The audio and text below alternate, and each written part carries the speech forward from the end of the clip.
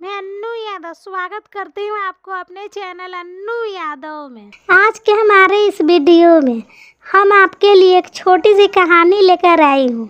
एक भिखारी रोज एक दरवाजे पर जाता और भीख के लिए आवाज़ लगाता।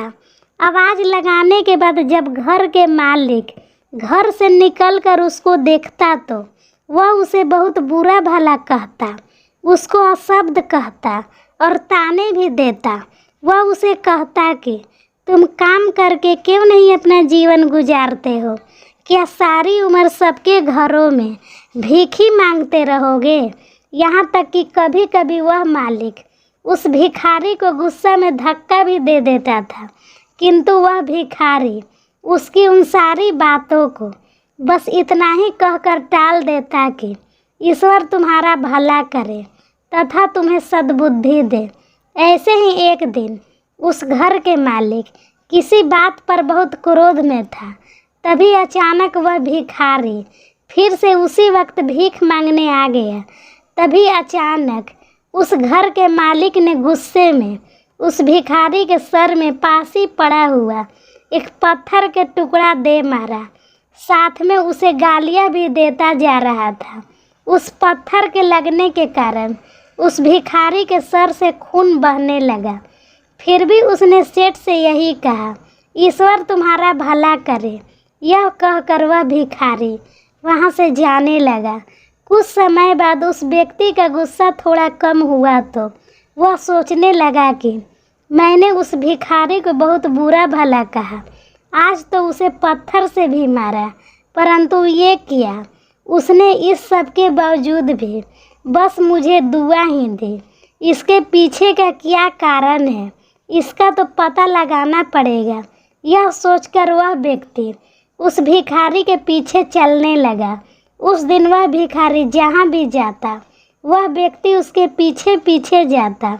उस दिन उसने देखा कि किसी के घर में कोई उस भिखारी को भीख दे देता तो कोई उसे मारता, कोई उसे गालियाँ देता, पर वह भिखारी बदले में बस इतना ही कहता, ईश्वर तुम्हारा भला करे। अब अंधेरा होने वाला था। भिखारी अपने घर लौटने लगा। वह व्यक्ति भी उसका पीछा कर रहा था। भिखारी जैसे ही अपने घर पहुंचा, एक टूटी हुई खाट पर एक बुढ़िया लेटी थी जो भिखारी की पत्नी थी। उस औरत ने जैसे ही अपने पति को देखा तो वे खाट से उठ खड़ी हुई और भीख का कटोरा देखने लगी। उस भीख के कटोरे में मात्र आधी बासी रोटी थी। उसे देखते ही बुढ़िया बोली, बस इतना ही और कुछ नहीं, और ये आपको चोट कैसे लगी?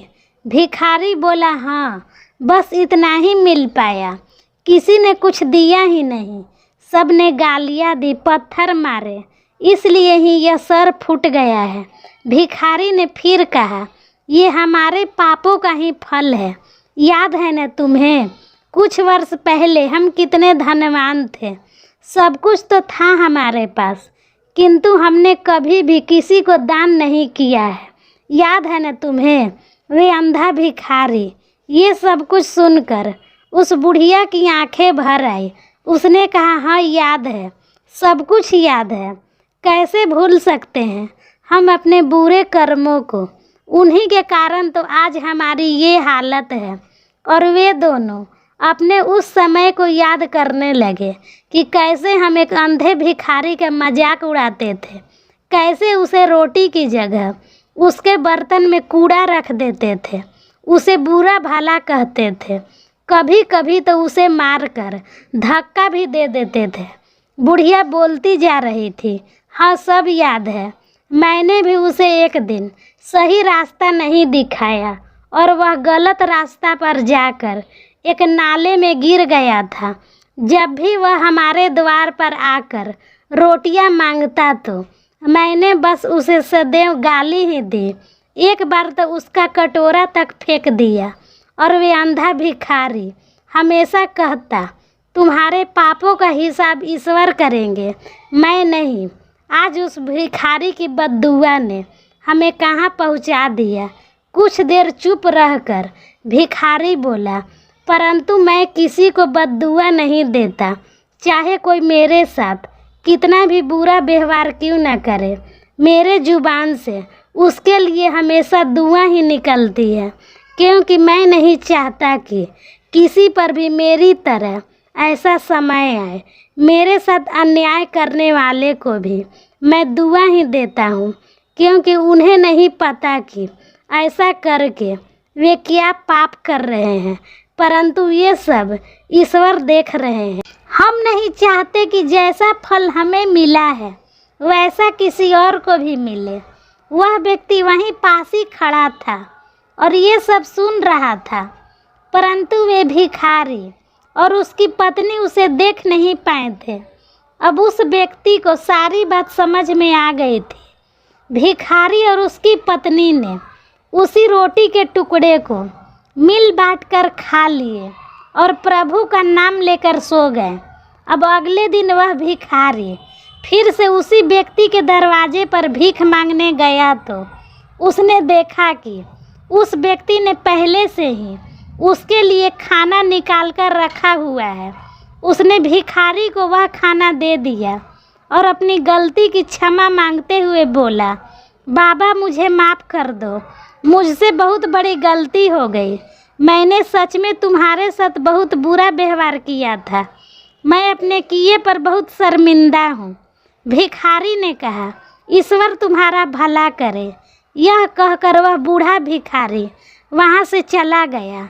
दोस्तों, इंसान तो बस दुआ और बद्दुआ देते हैं, परंतु उसे पूरा ऊपर वाला ही करता है। वह हमें दंड भी हमारे कर्मों को हिसाब से ही देता है। इसलिए हमेशा अपने कर्म पर ध्यान दीजिए। जितना ज़्यादा हो सके बस अच्छा कर्म कीजिए, बाकी सब का हिसाब बस ऊपर वाले पर छोड़ दीजिए। तो दोस्तों, कैसी लगी आपको ये कहानी हमें कमेंट बॉक्स में लिख कर ज़रूर भेजें। वीडियो पसंद आए तो चैनल को लाइक और सब्सक्राइब करना ना भूलें। वीडियो देखने के लिए धन्यवाद देती हूँ। खुश रहिए, मस्त रहिए, आपका दिन शुभ हो।